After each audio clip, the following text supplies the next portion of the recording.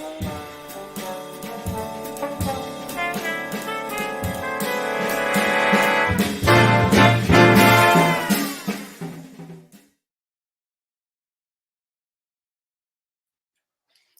afternoon, everyone, and welcome to our Wednesday live session at 12 o'clock. If you're joining me live, it would be really great if you would like to put just the word live in the comments below, or if you're viewing this later on, it would be really good if you would just put the word kind of like replay or something like that. And if there's any questions along the way, please feel free to just put them in the comments, even if you're just watching a replay of this later, because then we can come back actually and have a look at any specific questions you might want to drill into. Because today's topic is a little bit of a juicy one, and I'll explain a little bit more about where this came from.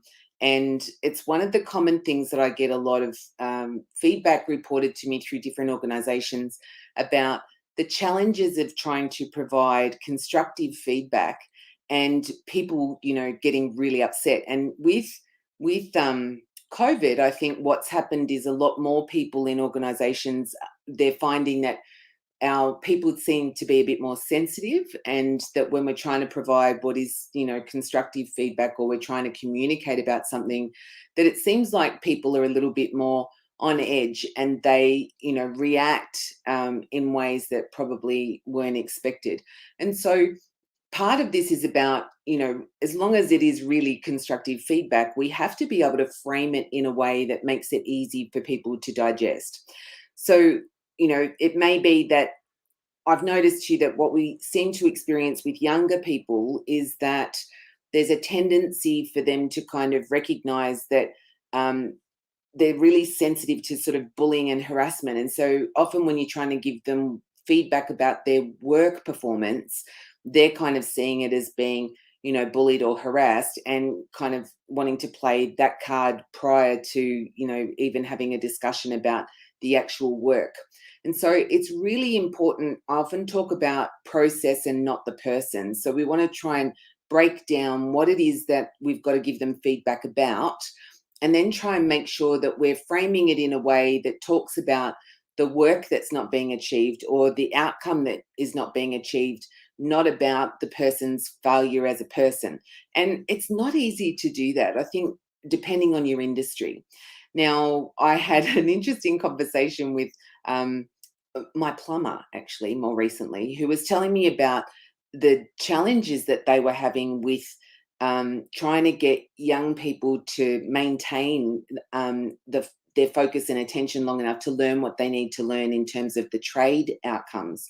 And I've heard this a lot in different trades, where people are trying, like, there seems to be a low level of resilience and the ability to kind of build up a skill set in, a lot of millennials, that they come in from an environment where they're much more aware of their mental health stuff, and they've also been raised by parents who are supportive of them not being bullied or harassed for obvious reasons. But that also means that it makes it difficult when we're trying to just give them some feedback about the work. It's not personal, it's about the fact that they've got to learn something new. And it's hard to get them, one, to maintain a focus on what it is that you're trying to get them to learn, and two, how do you give them feedback in a way that makes it a positive kind of outcome rather than just a negative one. And, you may have heard this before, but I do talk about giving people a shit sandwich. Now, really what that means is we want to start the conversation with something that's positive, and then we need to put the bit that's the issue in the middle, and then we want to get to the end and we want to provide another positive. And when we frame it that way, what we find is that people are more open and receptive. In psychological terms, we talk about this as the primacy and the recency effect. So it's the initial thing that we hear, the final thing that we hear. And if there's bad stuff in the middle, that's okay, as long as the front and the back end of it are positive. So when you want to give constructive feedback to a person, you want to try and make sure that you're highlighting something that they've done well and positive. Then we give the kind of constructive feedback in the middle, and then we finish it at the end with a positive.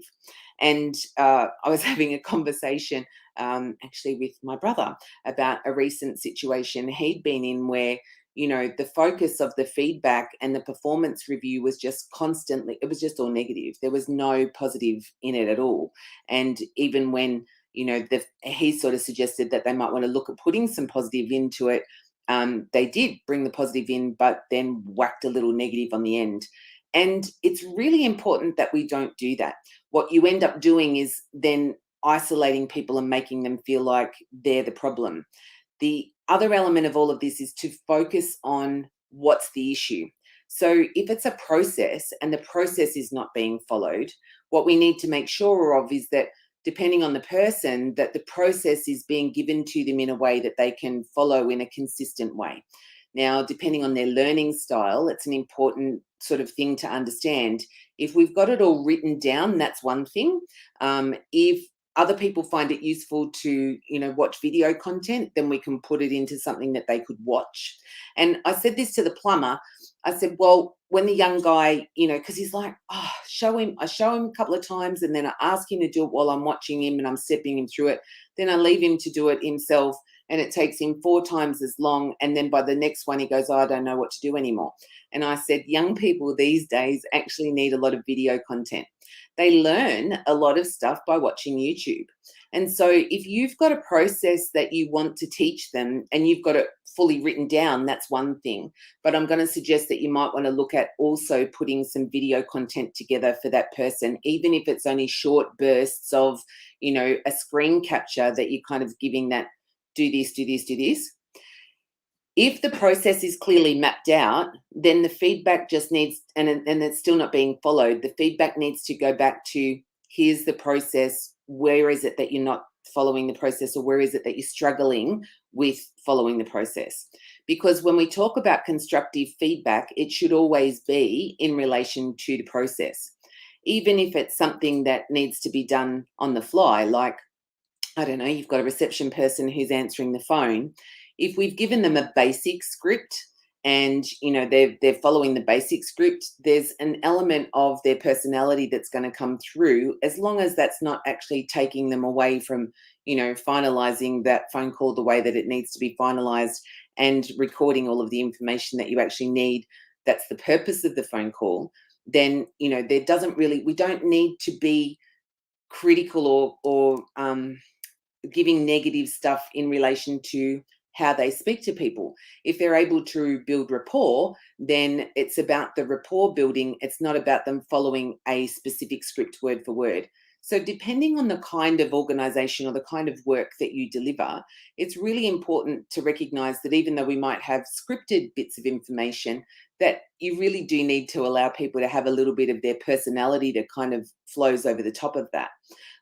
Otherwise, it can just seem to be very robotic in the way that things are done. There are good reasons why processes are put in place. And so if the feedback that you need to give to the employee has to involve something that's got an important outcome, like, in my business, the importance of maintaining good records and being able to have those stored in a clear and consistent way is important, right? Because sometimes from a legal perspective, I might be asked to provide certain documentation, and I have to be able to get in and find where it is. So the processes around why we do things will be dependent on what sort of industry you're in. But sometimes if you need to give feedback to a person that's working for you about why something needs to be done in a particular way, and maybe they're not following the process, you do have to make sure that that process is clearly communicated, but also sometimes we need to give them the background for the why.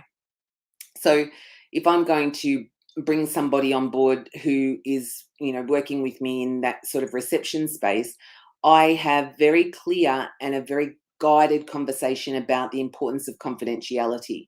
And I'll be really clear to say that, these are the obligations for your confidentiality stuff. And whenever I observe something that might be a breach of that, then I pull them aside straight away and just start it with reminding them about why it's really important in this kind of work that we do, right? So it's often giving them feedback. We have to make sure that we've given them the rationale for why it is that we're saying this is wrong, and that we've got a clear process that we're pointing them back to. but it's always even better if front and back of that you can talk about something that they are doing well, because their commitment to what it is that you're getting them to work with you on, and their commitment to sort of staying and developing with you, is going to be much stronger if they've got a clearer idea about what it is that your business is trying to achieve, and how it is that what they're doing and the way that they do it actually ensures that you can achieve that outcome. So a lot of people, especially with junior staff, they don't explain anything about what that person's role is actually doing in the overall delivery of what the organization needs to deliver. And sometimes I think, particularly in a small business, we can we, we don't think that that's a necessary part of it, but it actually is a really important part of it if your whole mission for why you're delivering the services that you're delivering in your local area is because you want to be the best plumber in the area, or you want to be known to be the best commercial plumber, or you want to, and that's got some, in a business sense, that's got some certain outcomes that are tied to it, and you want to differentiate yourself by providing exceptional service as a plumber, right? Then you really need to make sure that from the get-go, with all of your apprentices, you let them know that the reason that you want it done this way, and the reason that we have these rules and regulations, one, we have regulations that are imposed by law, right? And two, there's repercussions if they're not done properly in that sort of area. But three, we want to talk about the way we deliver our services, and making sure that they're on board for the kind of experience that we want to be known for. And it doesn't matter whether you're a plumber, whether you are the head of an emergency services organisation, whether you're a training organisation, whether you're a allied health practice, or if you're a big organisation or a little one. Being able to have those processes sort of outlined, even when you're mapping out new stuff, it's just really good. It's a really good habit to get into, that we kind of start putting down somehow in a consistent way what it is that we're developing, so that we've got that clear framework to reference people back to. Because the frustration that we usually experience is because often what we know that needs to be done for the job to get done has never been written down, has never actually been handed to the new person who starts, who says, oh, okay, what did she say about that again? Hang on, I've got this piece of paper here, or I've got this video here, or I've got something else. Then when we need to provide that constructive feedback, we're able to kind of say, so remember, go back to the process, and here it is written out, or here it is on video. They might at that point go, oh, I forgot about that. And it's kind of like, that's okay. But it's really important that we remember that this is why we're doing this. So it's always, you've got to kind of frame it in this, this is the why, this is the how, this is where you get the information from. And this is the consistent need for, the outcome we're trying to achieve, and this is why we're trying to achieve it. And that way you're tying in the negative feedback to a particular outcome, and not making it about them feeling like you just don't like them as people. Um, in the plumbing example, this young guy, when he was kind of like, he went back and was like, oh, okay, let's start again from scratch. This kid just like walked off the job, rang his mum, and mum came and picked him up, and they never saw him again. And you really don't want that in your business. It's hard enough to find the right person to come on board. You want to make sure that we onboard them properly, that we give them some clear kind of guidance about the job that they should be doing, and that when we want to kind of check in on them, make sure that they're doing the job that we want them to do, that we're able to refer back to some guidelines about how we need to do those things. And documenting those things in whatever format is absolutely an important part of the job. And so if you've never done it and your business is building, just make sure that whoever's doing that job at least gets some documentation down, and then you can review it and build on it from there. But it gives it a much easier way to constructively kind of point them back to what happened in the process that broke down, that it's not personal, that it's not about, them, whatever. It might be different if they're turning up to work late every day or whatever, but sometimes even those things are a bit arbitrary. I think if there's a bit more flexibility around what a person's doing, if there's a 15-minute window or a half-hour window and they're able to turn up between this time and leave this time and this time. I mean, if you've got a shop and the doors open at 9, they have to be here at 9, then we have to have that conversation. But usually it's about the why. You know, if you give them the context, well, why? Why do I need you here at 9 o'clock? And why, if you're late, it's a problem? You know, well, I need you here at 9 o'clock because that's when Google says that we're open and people expect the phones to be answered. And so the phones start ringing at 9 o'clock. So I do need you here at 9 o'clock. If that means that your start time needs to be 8:45, then that's the way that we do it. And that's why when I give you feedback that you've been late 4 times in the last 2 weeks, this is why it becomes problematic. But we need to look at, well, what can we do to help you get here on time? Where's the problem? You know, if the problem is that you're not in the door and, I don't know, traffic away, try and think about it as, this is my problem, and ask them to help provide a solution. So if your problem is that you need them there by 9 o'clock to answer the phones, and they say consistently that they hit traffic or they do whatever, how can they solve that problem so that you get what you need, and, you know, we all have a positive outcome, because that's ultimately what it's about. So I hope that helped. And if there's anything about what I discussed that you want to get more questions on, or if there's something else that you would like to know about providing constructive feedback, please just make a comment below, and we'll be able to kind of come back to it and have a further chat. If there's anything else that you would like me to be able to talk about, then in 2022, because it's nearly the end of the year, I am going to take a little break over Christmas. So next week will be our last live for this year.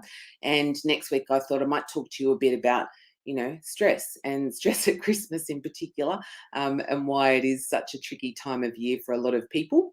But in early 2022, I will be changing the focus a bit to talking more about change management, because often what we do is we go away on holidays and then we get all these kind of creative ideas, or you've seen a problem probably the last couple of months and you've thought, we need to change that. Oh, we'll do it in the new year, because a lot of people, as we come in the lead up to Christmas, just it all seems like it's a bit overwhelming to people, and so they don't want to do any change. But then we kind of go, oh, let's have a break at Christmas. We come back and we're like, right, let's get into it. And that's why starting in the new year, I will be talking to you about appropriately managing change within your organization so that we're not causing any problems. All right. So I hope that helped, and I'll see you soon.